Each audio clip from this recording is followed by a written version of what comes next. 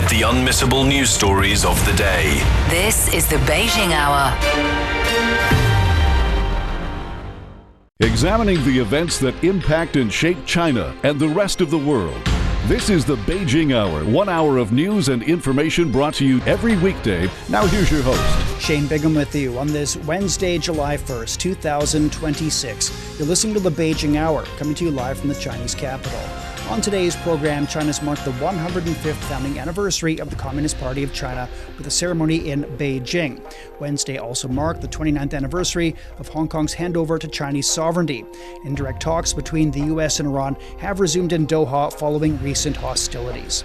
In business, the busy summer travel season on China's vast rail network is now underway. In sports, France and its stars continue to shine at the ongoing World Cup. In culture and entertainment, Guangzhou's held a launch ceremony for the 5th Chinese Documentary Film Festival. Now the day's top stories. Communist Party of China has honored its outstanding members on the occasion of its 105th anniversary. General Secretary Xi Jinping of the CPC Central Committee conferred the July 1st medals, the party's highest honors, at a gathering in Beijing. Wang Mengmeng has more. The July 1st medal recipients were escorted into the Great Hall of the People, accompanied by a 21 motorcycle ceremonial motorcade. Honor guards lined the route to welcome the awardees. The recipients walked up the red-carpeted steps and entered the Great Hall of the People. Li Qiang, a member of the Standing Committee of the Political Bureau of the CPC, announced the start of the gathering. Cai Qi read out the decision of the CPC Central Committee on conferring the July 1st medal. Honor guards brought forth the July 1st medal, the party's highest honor. It is awarded to CPC members who have made outstanding contributions to the party and the people. Xi Jinping presented the July 1st medals to each of the recipients. 8 party members received the honor, 1 posthumously.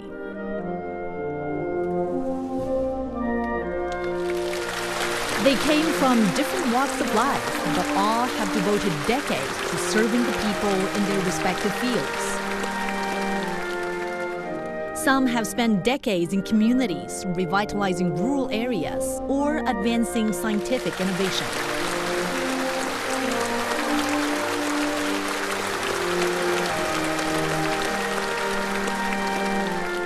At the gathering, outstanding party members, party workers, and primary-level party organizations from across the country were also honored. General Secretary Xi Jinping delivered a speech. He said the Communist Party of China has fundamentally transformed the future of the Chinese people and pioneered the great path of realizing the rejuvenation of the Chinese nation through 100 years of struggle. The CPC has showcased the great vitality of Marxism and deeply influenced the course of the world's history for over a century. Today, the party has led the people to advance Chinese modernization, create a new model for human advancement, and pioneer a path for developing countries toward modernization. We promote the construction of a community with a shared future for humanity and provide Chinese wisdom, Chinese solutions, and Chinese strength to solve major issues facing humanity. Socialist China under the leadership of the CPC has been widely acknowledged as a builder of world peace, contributor to global development, and keeper of the international order. General Secretary Xi urged all party members to strengthen their confidence, keep fighting, and create new achievements worthy of the times and the people.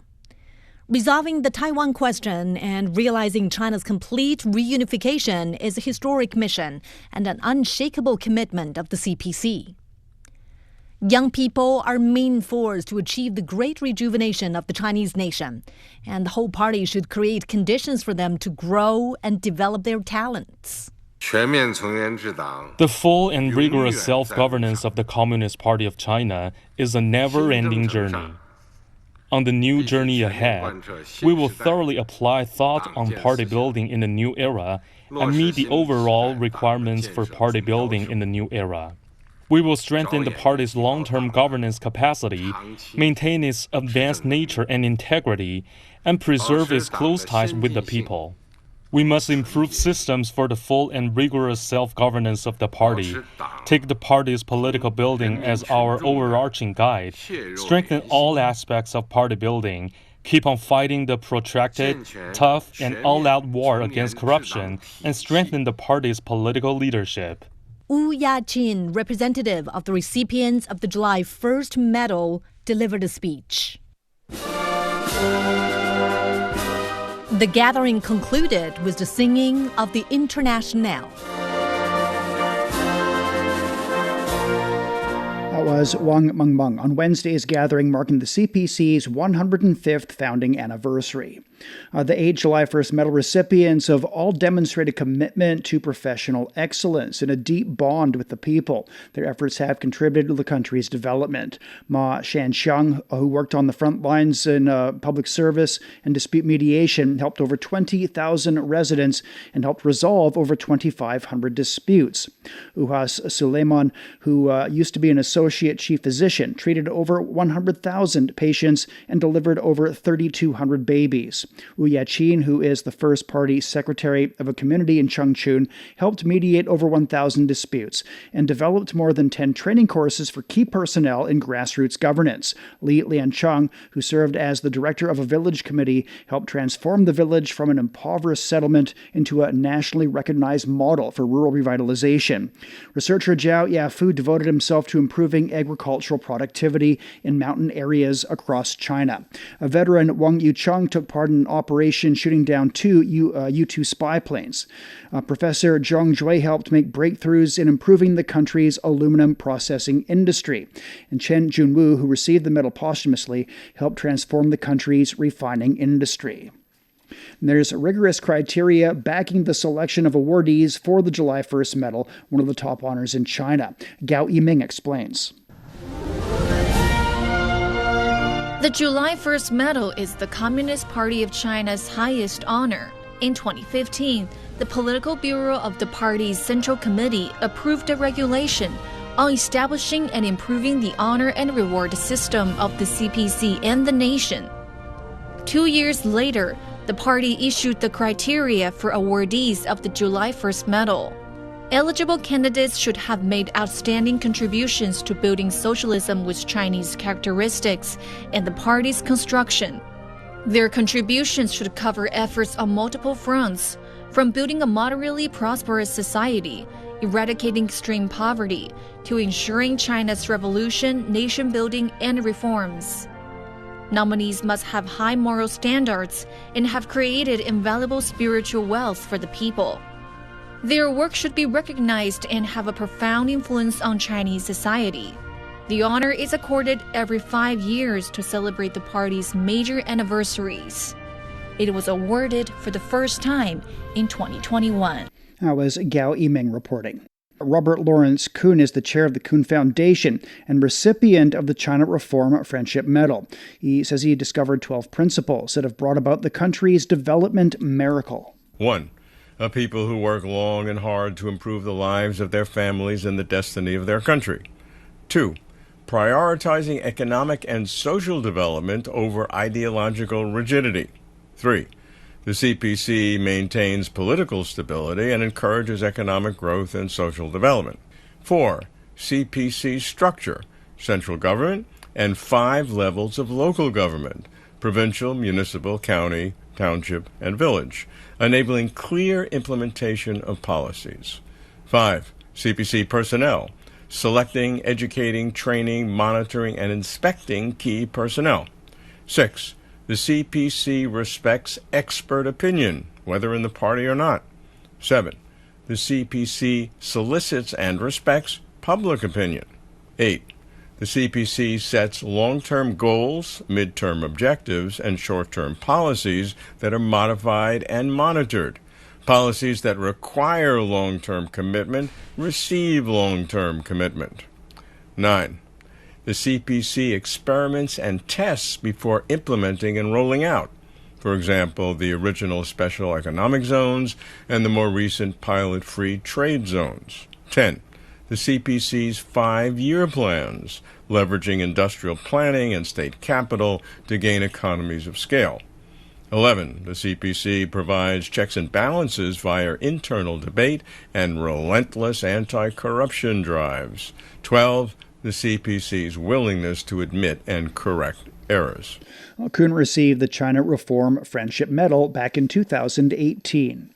Across China's vast countryside, thousands of first secretaries are working to bring prosperity to rural communities. And Zhang Ji is one of them, but his journey is anything but ordinary.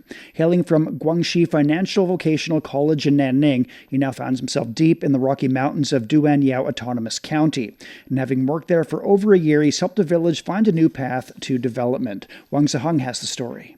The first thing Zhang Ji noticed in Dongcheng village wasn't the mountain view. The first time I came to this village, apart from the stunning Huangshui River, the most abundant thing was rocks. The 33-year-old arrived in Dongcheng over a year ago. It's a place deep in the karst mountains of Guangxi.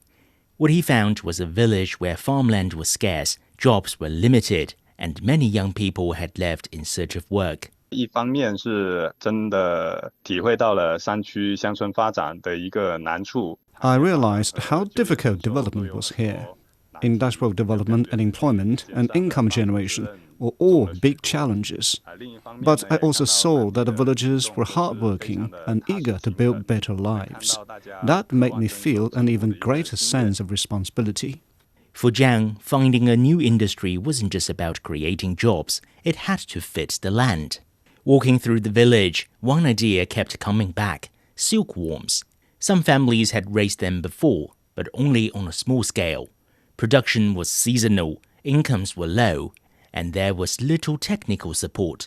Then Zhang learned about a specialty product known as white muscadine silkworms. These are processed into a traditional Chinese medicinal ingredient with higher market value and demand throughout the year. It sounded promising. Making it work was another matter.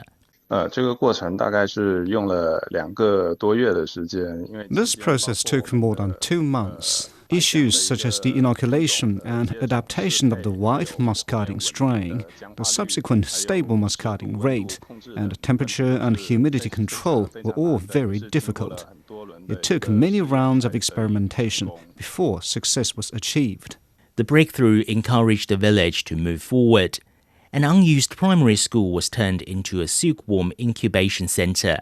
At first, many villagers simply watched from the sidelines. But when the first batches generated steady income, more families decided to join. Today, farmers can raise silkworms, grow mulberry leaves, or work at the incubation center, while technical support and marketing are handled collectively. 单就基地里面的一个工作岗位就已经有30个。 Right now, our base has 30 jobs, both management and temporary, paying 2,500 yuan a month. Over 50 people are involved in the industry, and more households are starting to raise silkworms on their own. Across the township, about 100 households are now taking part. For Zhang, the biggest change isn't the number of silkworms. It's the confidence he now sees among villagers. One family that once relied mainly on growing corn and raising livestock had quadrupled its annual income by joining the project. Others are beginning to believe that they can build a future without leaving home. After just over a year in Dongcheng, Zhang is already planning the next step, working with Guangxi Financial Vocational College, the very institution he comes from, to train more farmers and expand the local sericulture industry. 近期我们打算跟我们后援单位广西金融职业技术学院 We are teaming up with our supporting unit to build an industrial college that will train new farmers and also serve as a research platform. The plan's already approved. We will use our silkworm houses and incubation base to set up experience areas, trial rearing zones, and mulberry picking spots, so people can get hands-on with the whole sericulture process and help spread the culture. Zhang says working at the grassroots has been the best classroom for him. Seeing villagers' lives improve makes every challenge worthwhile. China's First Secretary program has sent thousands of officials and professionals to villages across the country. For Zhang Ji, That mission began with a landscape full of rocks. Today, he still sees the rocks, but now he also sees opportunity. For the Beijing Hour, this is Wang Zihang. Coming up, marking 29 years since Hong Kong's handover to Chinese sovereignty. Retirement, is it really the end of the road? China doesn't seem to think so. The country has unveiled its first nationwide rules to protect overage workers, including eligible foreign employees. Why now? Will the new protections encourage people to work longer or make employers think twice? And how does China's approach compare with other aging societies? Join us at this week's Chat Lounge as we explore what these landmark rules could mean for the future of work in China and beyond. Listen wherever you get your podcasts and on CGTN Radio. Wednesday marks the 29th anniversary of Hong Kong's handover to Chinese sovereignty. The special administrative regions held a flag-raising ceremony. Chief Executive John Lee joined senior government officials for the ceremony as the national and Hong Kong region flags were raised outside the Convention and Exhibition Centre in Wan Chai. The event followed a gala at the Hong Kong Coliseum on Tuesday evening, and many residents expressed happiness and joy. We've all witnessed the changes and development Hong Kong has gone through over the years. With our strong motherland behind us, along with the integration of the Greater Bay Area, I'm confident that as long as we continue to strive for excellence and stay adaptable, Hong Kong will have an even brighter future. With the country's support and under the one country, two systems, Hong Kong has grown stronger for the past 29 years. By working together with the Greater Bay Area and other national policies, I'm confident the city will continue to thrive. I also wish our country continued prosperity. The Chinese government resumed the exercise of sovereignty over Hong Kong on July 1st, 1997. A new law to promote unity and high-quality development among the 56 ethnic groups across China takes effect on Wednesday. The Ethnic Unity and Progress Promotion Law, adopted in March, establishes a legal framework for the governance of ethnic affairs.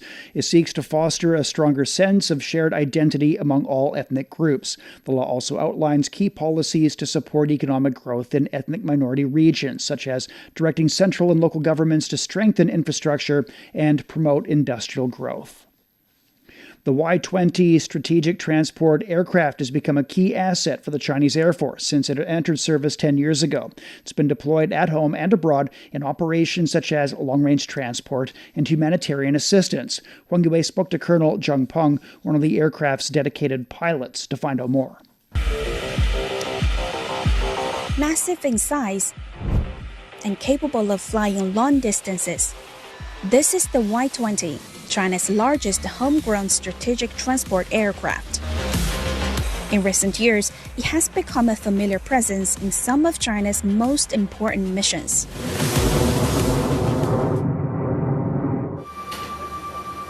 Meet Zhang Peng, one of the first pilots selected to transition to the Y-20 after it entered service. When I became a Y-20 captain, I quickly realized that it demanded much more from us. Many responsibilities that used to belong to specialized crew members now fall directly on the pilots. That means we have to master a much broader range of knowledge and skills. Over the past decade, Zhang has flown countless training and operation missions. But what stands out most is not a specific destination, but the mindset of always being ready. In March 2025, a magnitude 7.9 earthquake struck Myanmar, triggering one of the country's most devastating natural disasters in over a century. China quickly dispatched rescue teams and emergency supplies to the affected areas. Flying a Y-20, Zhang helped transport 180 members of the China International Search and Rescue Team, 6 rescue dogs, and relief supplies to Myanmar. We were put on standby. The crew immediately began preparing flight plans, procedures, and contingency measures. Once the order came, all we had to do was to grab our bags and head straight for the aircraft. We could be airborne in just 30 to 40 minutes. That readiness is something Zhang believes every military pilot must carry. Whether facing extreme weather, long-distance deployments, or emergency operations, preparation begins long before takeoff. And if the mission requires it, Zhang says, as a member of the Communist Party of China and a soldier, he's ready to go wherever needed. If one day I am needed on the front line, I will be the first aircraft there. Today, Zhang's focus extends beyond the missions he flies himself. As a flight instructor, he spends much of his time training younger pilots who will one day take his place. Among them is Liu Jiajun, one of the Air Force's young pilots with extensive overseas mission experience. He teaches us to be well prepared before our flight because nowadays we are facing the very unstable environment in the world. We need to prepare more and learn more to make us have the more power to deal with different problems. For Zhang, teaching these young people is about more than passing on technical skills. It's about ensuring those who follow are ready when duty calls. I want to pass on all I know to these young pilots to make them stronger. When the nation calls, they can take off immediately and turn themselves from pilots into warriors. For pilots like Zhang, readiness is more than a requirement. It's a commitment carried from one generation of military pilots to the next. That was Huang Yue reporting. And coming up, indirect talks have resumed between the U.S. and Iran. Discover the realities and responses to our changing climate with Climate Watch. Uncover critical issues such as the Masai Mara's disrupted wildebeest migration and the drop in the Panama Canal's water levels. Delve into solutions for a sustainable future. Tune in to Climate Watch on your favorite podcast platform. Become more eco-conscious and take action to protect our planet. Indirect talks between Iran and the U.S. are underway in Doha, with Qatar and Pakistan serving as mediators. The sessions reportedly involve chief negotiators and specialist teams. Adel El-Marouki has more from the Qatari capital.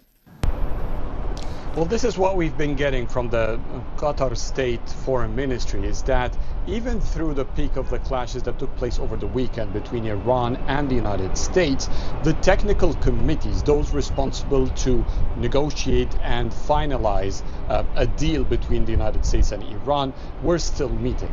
So there is this sense of momentum that has not, maybe it slowed down a bit, but it has not been broken despite the ongoing clashes. But it turns today's expected talks from a point where they should be discussing issues like the nuclear program, like Iran's enriched uranium, and details about how to move forward with unfreezing Iranian assets, into how to maintain a ceasefire instead. So the talks are now back to opening the Strait of Hormuz, which was shut during the weekend, how to maintain that both parties will abide to peaceful resolution and not resort to violence as happened in the weekend, as well as what will happen in southern Lebanon that Iran states is a crucial and an integral part of these negotiations. So for next, once today's talks hopefully settle the violence part, then within the next few days, Iran says it will be holding talks with the Qataris on Wednesday, that's tomorrow.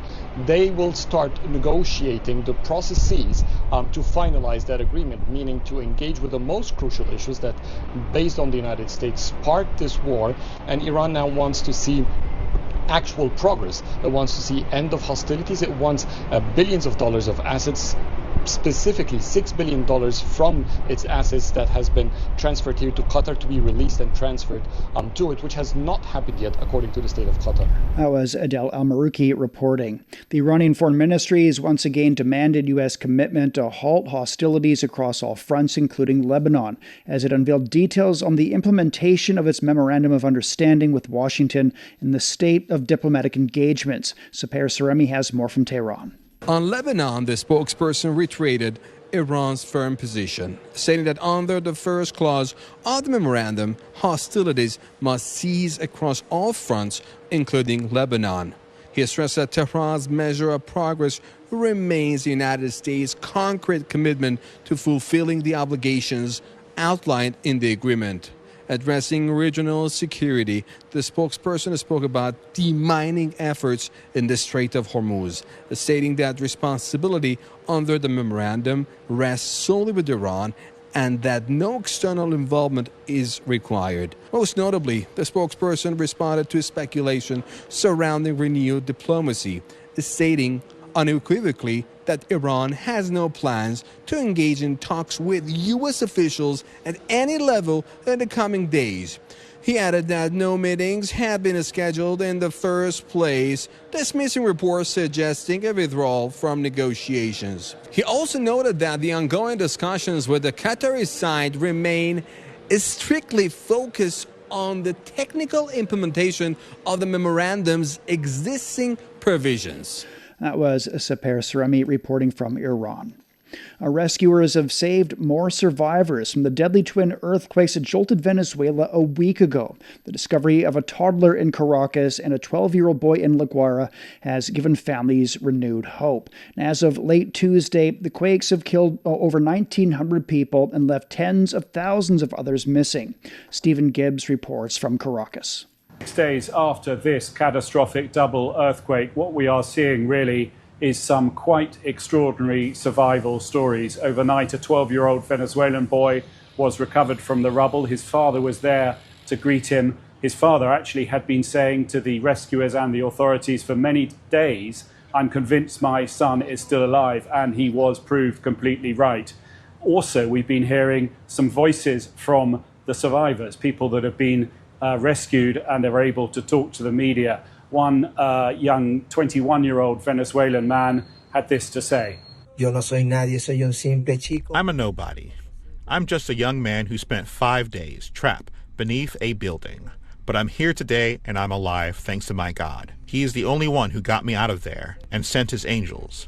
Who are his angels? The people who worked tirelessly on my rescue. The people who cared about how I was doing. The people who were there when I came out. Who shouted my name when they saw me emerge.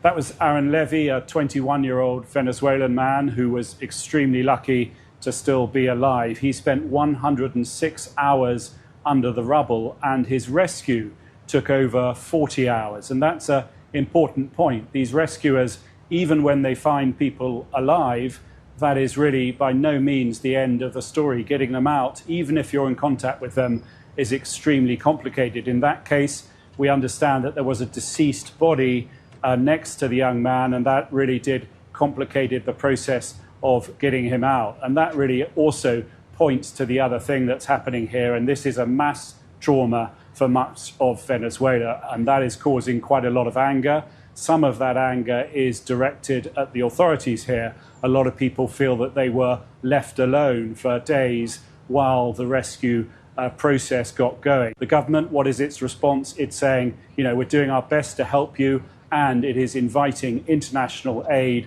from anywhere in the world. And the government's making it very clear all help is absolutely welcome. That was Stephen Gibbs reporting. Australian police are investigating a suspicious house fire in Queensland that left one man dead and two others with life-threatening burns. The blaze destroyed a home in Hope Island, south of Brisbane, late Tuesday night. A 38-year-old man was found dead inside. Two other men were hospitalized. Beijing will be cloudy overnight. Thunder showers developing tomorrow. The low's 22 and it's up to 35 on Thursday. Shanghai will see rainstorms overnight, easing to moderate rain tomorrow, a low of 23 and a high of 28. Chongqing will get a light rainfall tonight and tomorrow, a low of 23 and a high of 27. Nanchung's getting moderate rainfall this evening. Thunder showers developing tomorrow, a low of 25 and a high of 30. Lhasa will be cloudy tonight and tomorrow, a low of 13 and a high of 26. Elsewhere in Asia, Islamabad's getting moderate rainfall tonight and tomorrow. The low is 27. It's up to 38 degrees on Thursday. Vientiane will have a heavy rainfall tonight and tomorrow, a low of 24 and a high of 32.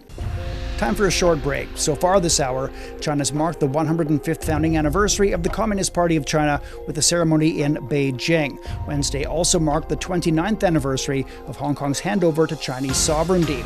Indirect talks between the U.S. and Iran have resumed in Doha following recent hostilities. Shane Bigham with you. Stay with us here on the Beijing Hour.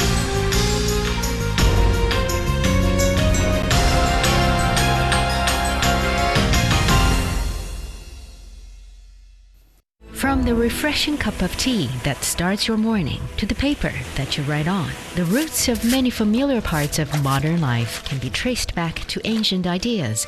Join us on Made in Ancient China and discover how ideas born millennia ago became some of the world's greatest treasures. Made in Ancient China brings you stories of human ambition, inspiration, and connection. Now available on all major podcast platforms. Shh, listen up. Can you hear the heartbeat of our world?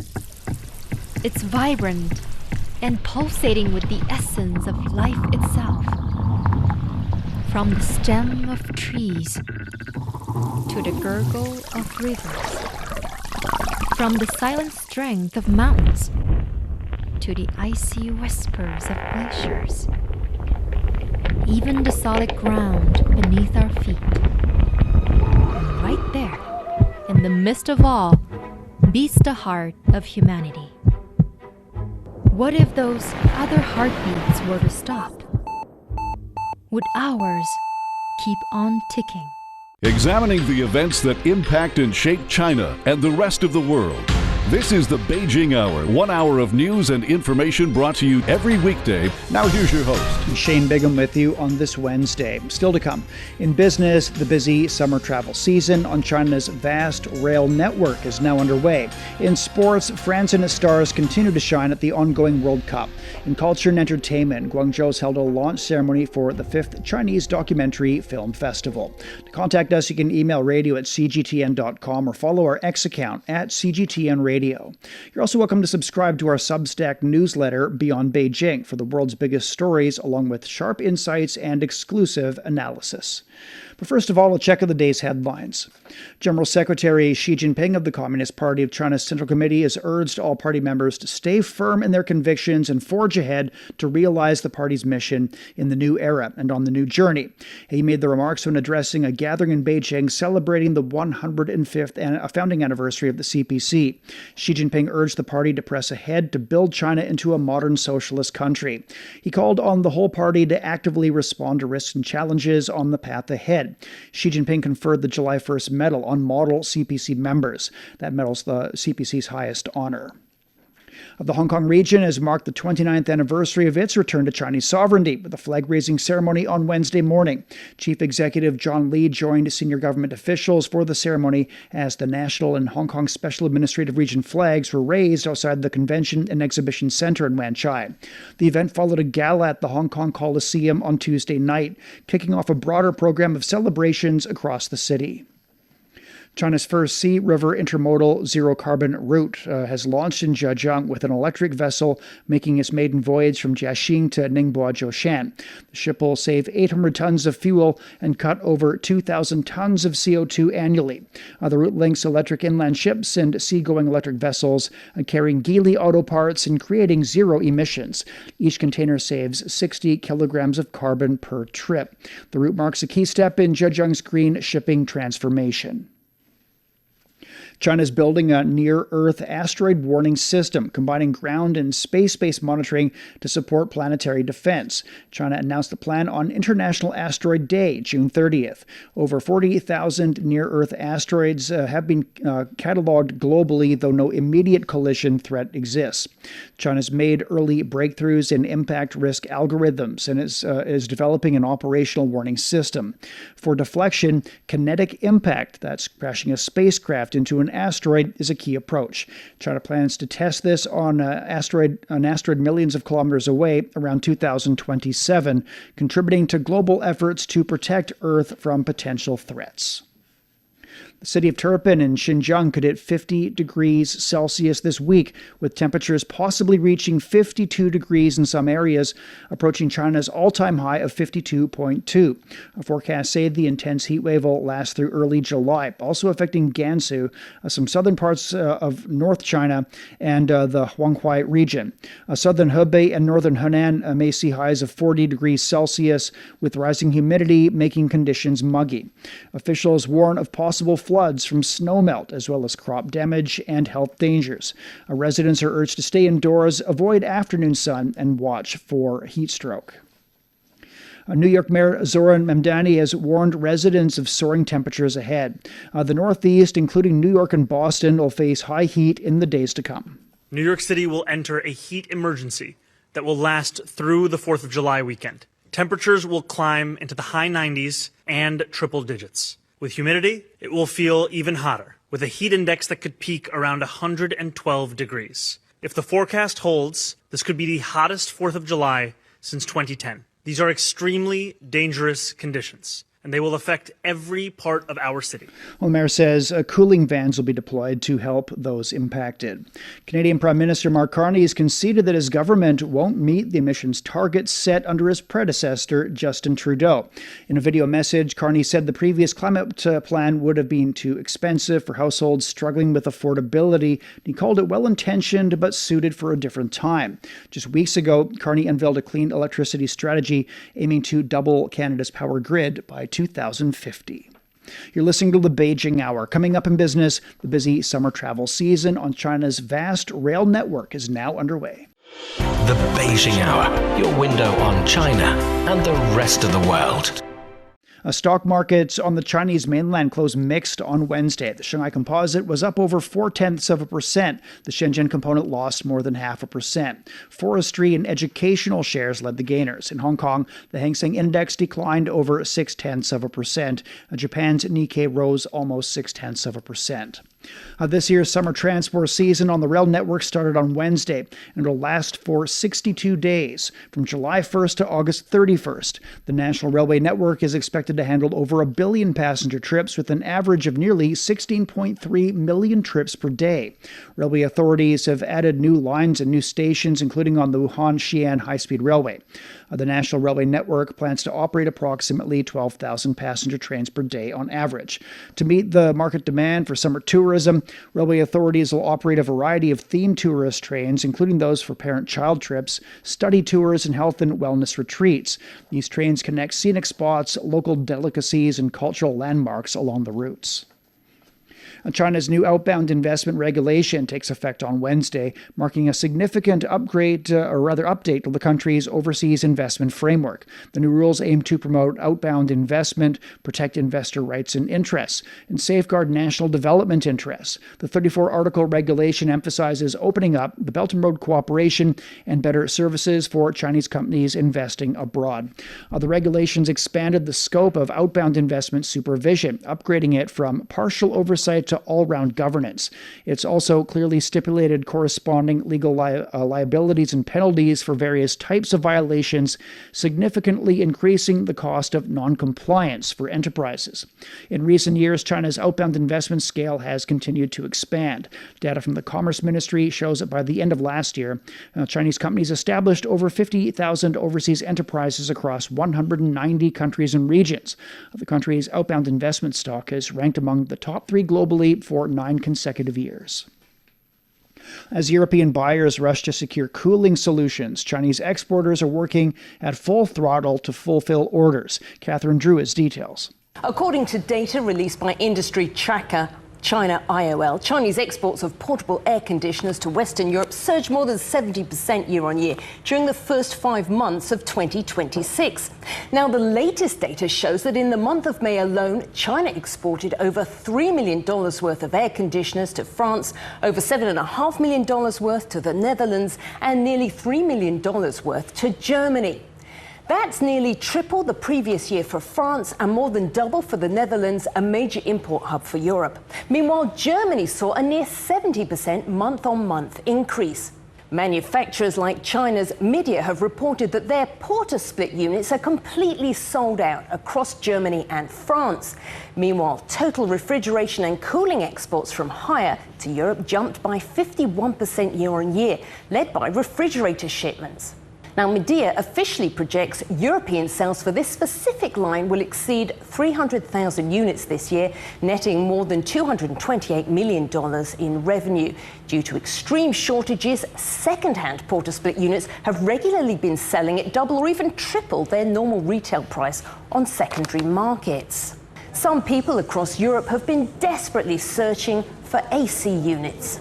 Of course, people have been going online too. Here, a media salesman talking through the benefits. It's installed through a window. This is coming over kind of from Europe. This is sort of a global platform. For anyone lucky enough to get hold of an AC unit, there are plenty of influencers ready to help you set them up. To feel as comfortable as possible all year round in my home. You can just take it straight out the box, plug in, and it's ready to go. For some, it's become a mission. One man, Dennis Yurchak, has been posting about his 2-day search for a media unit from his home in Austria. He was preparing to drive to Hungary, but managed to find one 200 kilometers away. He even got locked in a museum at one point on his trip, but here he is, happy to have his new unit after quite a journey. And it's not just air conditioners. A wide range of Chinese-made cooling products, from handheld fans to cooling blankets and hats like this with an inbuilt fan, have also gained popularity across Europe as we all try to stay cool. That was Catherine Drew reporting. Hong Kong cemented its position as one of the world's leading IPO markets in the first half of the year, driven by a wave of AI and advanced technology listings that lifted fundraising to a multi-year high. According to KPMG, Hong Kong's first half IPO tally reached 85 new listings, raising nearly 210 billion Hong Kong dollars, or roughly 27 billion US dollars. The number of deals and total proceeds more than doubled from a year earlier, marking the highest first half total in nearly 5 years and surpassing the combined proceeds of the same period from 2022 to 25. A-share companies listing in Hong Kong played a major role, accounting for 58% of total proceeds at almost 122 billion Hong Kong dollars. Meantime, Deloitte also ranked Hong Kong as the world's top IPO market in the first quarter, highlighting momentum that continued through the first half of the year. The market's composition also evolved, with companies in artificial intelligence, semiconductors, and advanced manufacturing emerging as the dominant force. New European Union regulations on steel import controls have taken effect. Under the new rules, the bloc will significantly reduce its steel import quotas. Experts say the move could put pressure on some of the EU's downstream industries, which may face higher steel costs as a result. Yo Young has more. The biggest impact on steel exporters will be the reduction of tariff-free import volumes by roughly 50% from current levels, along with the doubling of the out-of-quota duty from 25% to 50%. Turkey, the Republic of Korea, China, India and Indonesia were among the top 5 steel exporters to the continent in 2025. The main issue is the allocation. According to a temporary agreement text reached between EU institutions, the bloc plans to give most of the duty-free steel import quota to its existing and future free trade partners. Thus, for countries like China, which doesn't have free trade agreement with the EU, will get even less duty-free quotas. Why is the European Union adopting this new framework? The document published by the EU Council notes that the move aims at protecting its steel markets from what they call the negative trade-related effects of global overcapacity. But is this the truth? A document released by the European Commission notes that by 2025, EU electricity prices were 2 to 3 times higher than those in the United States, and natural gas prices were close to 5 times higher. In other words, the industry's core challenges stem primarily from internal competitiveness issues.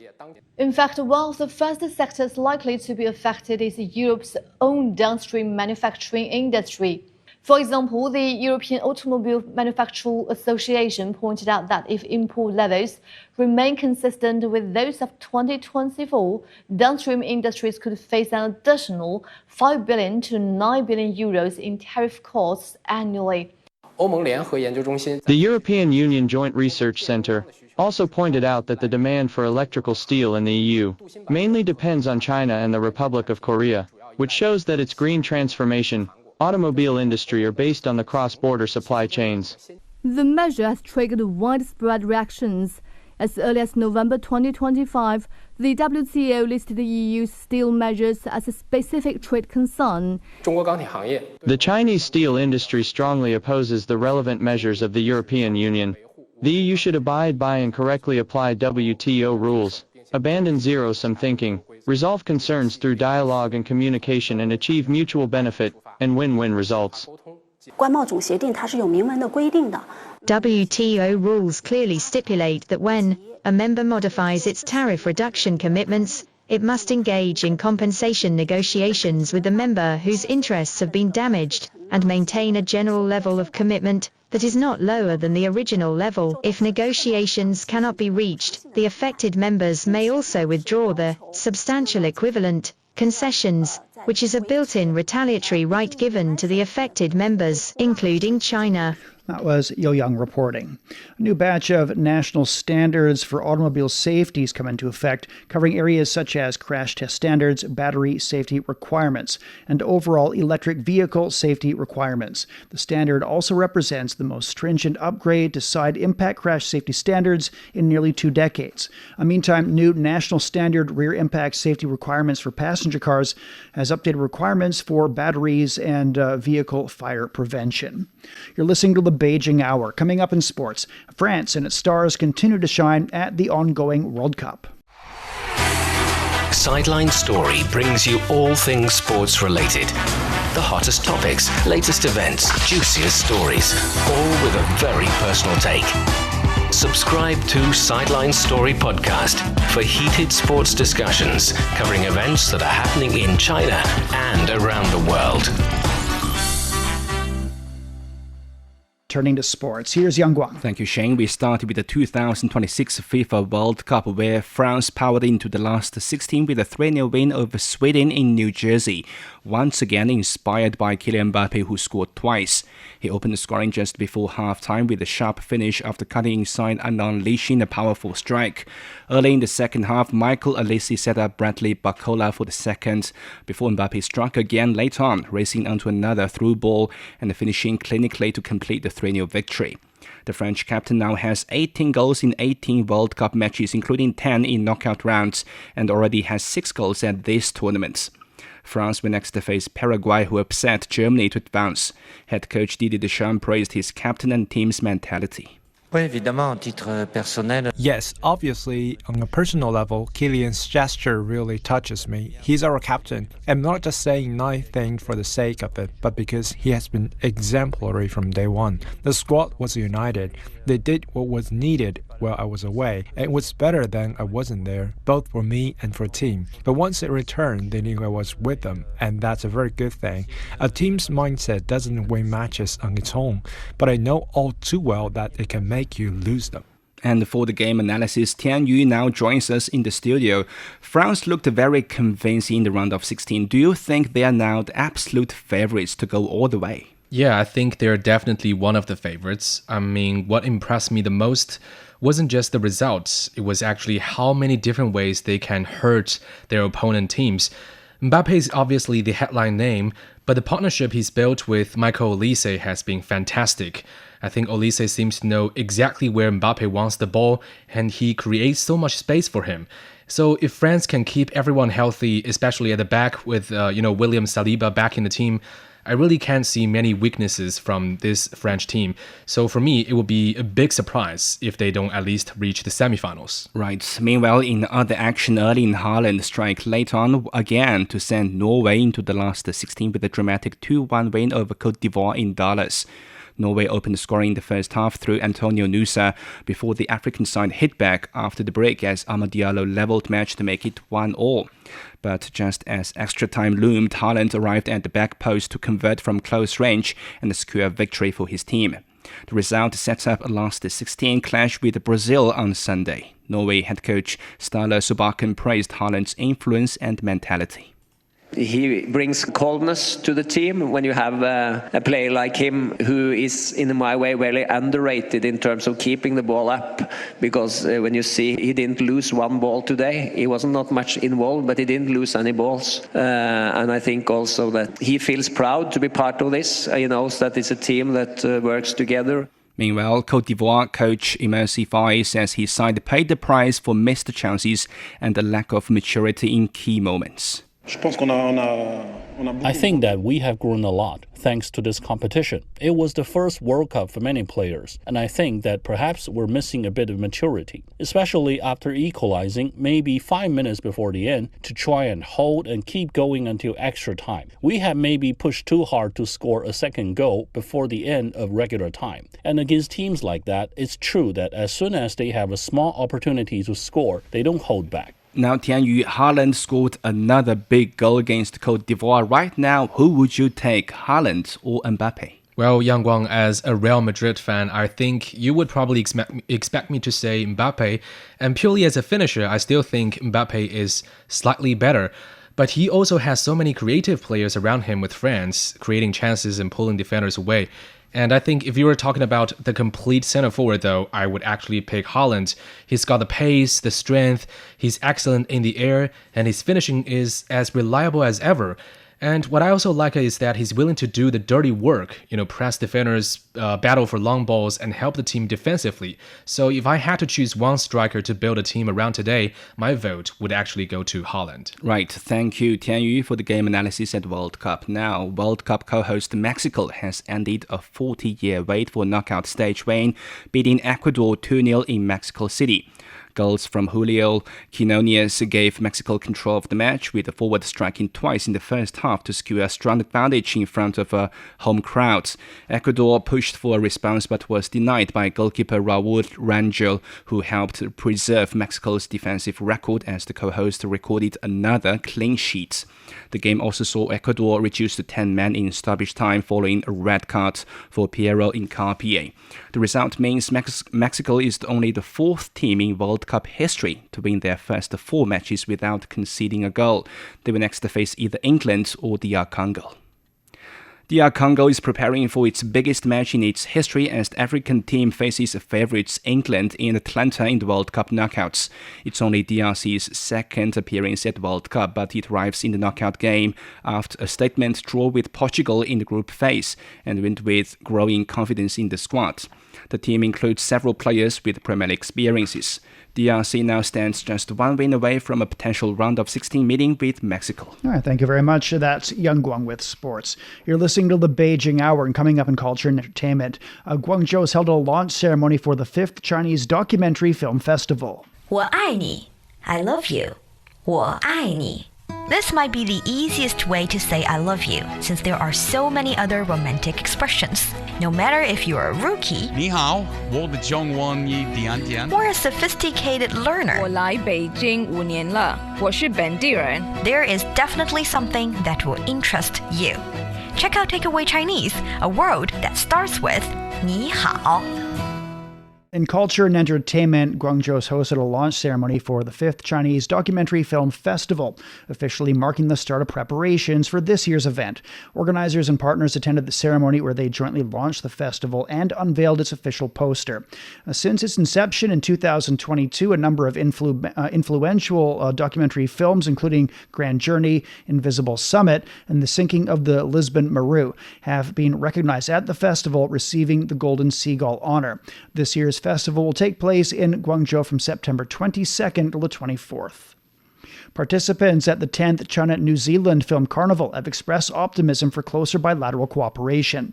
New Zealand and China have cooperated on a number of films, Wolf Warrior 2, Wandering Earth. The Chinese market is huge, can also reach global audiences, and that's the ultimate goal. The event in Beijing brought together leading filmmakers from both countries to reflect on 10 years of cooperation, share creative experiences, and explore future opportunities in the film industry. Michael Stevens, head of the New Zealand delegation, noted that Chinese cinema, with its warm storytelling, Eastern aesthetics, and strong humanistic spirit, has continued to resonate with global audiences in recent years. New Zealand producer and director Anthony Timpson expressed hope for deeper collaboration to reach wider international audiences. With more than 240 cloudless nights a year and virtually no light pollution, Xinjiang's Altai region has become a magnet for stargazers across China. Campsites are full, telescopes point skyward, and the Milky Way takes center stage. Shang Jianglong has the story.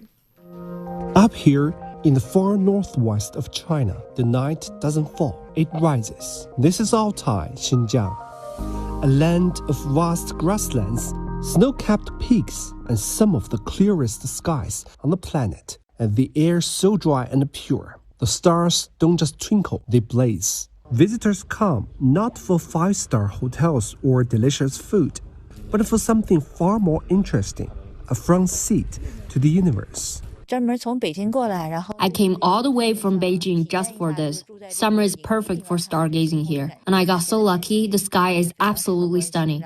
This is the holiday I was hoping for. This campsite was built just last year, but it's already become a haven for dreamers, photographers, and anyone who's ever looked up and wondered. And here, you don't need a telescope to be amazed, but if you bring one, the universe reveals its secrets.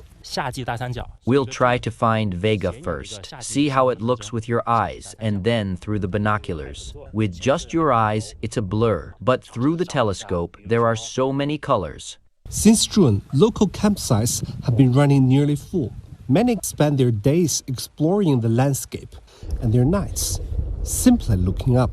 The sky is so clear you can see the Milky Way with the naked eye. Someone even mentioned there might be auroras. This is my first time using professional equipment, and the view is incredible. Every penny I spent getting here was worth it. Local authorities are building an entire Starry Night driving corridor with designated pullover points for stargazers. Several professional campsites are already operating, some with on-site telescopes. That was Sheng Jianglong reporting. Authorities have revealed the full architectural design of the Shanghai Grand Opera House for the first time, marking the official countdown to its opening. On the banks of the Huangpu River and next to the Expo Culture Park, the 146,000 square meter complex is a world-class performance venue and an open public cultural space.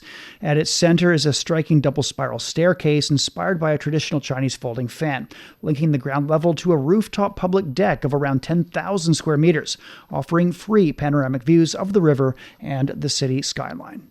Beijing's cloudy overnight, thunder showers developing tomorrow. Lows 22, it's up to 35 on Thursday. Shanghai will see rainstorms tonight, easing to moderate rain tomorrow, a low of 23 and a high of 28. Chongqing will get a light rainfall tonight and tomorrow, a low of 23 and a high of 27. Nanchung's getting moderate rain tonight, easing to thunder showers tomorrow, a low of 25 and it's up to 30. Last will be cloudy tonight and tomorrow, a low of 13 and a high of 26. Elsewhere in Asia, Islamabad's getting moderate rainfall through tomorrow, a low of 27 and a high of 38 on Thursday. Vientiane will see heavy rainfall through tomorrow, a low of 24 and a high of 32. And that's it for this edition of the Beijing Hour. Making news today, China's marked the 105th founding anniversary of the Communist Party of China with a ceremony in Beijing. And Wednesday also marked the 29th anniversary of Hong Kong's handover to Chinese sovereignty. On behalf of the staff, this is Shane Bigham in the Chinese capital, hoping you'll join us for the next edition of the Beijing Hour and open a window to the world together.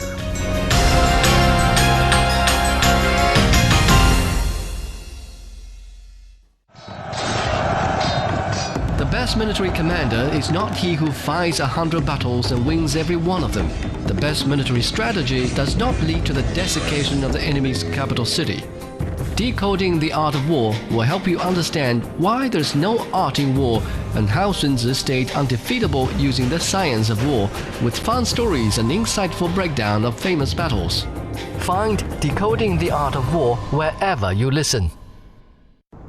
A poem for the Tibetan antelope, the gentle spirit of the Qinghai Seazong Plateau, spoken by voices from across the world.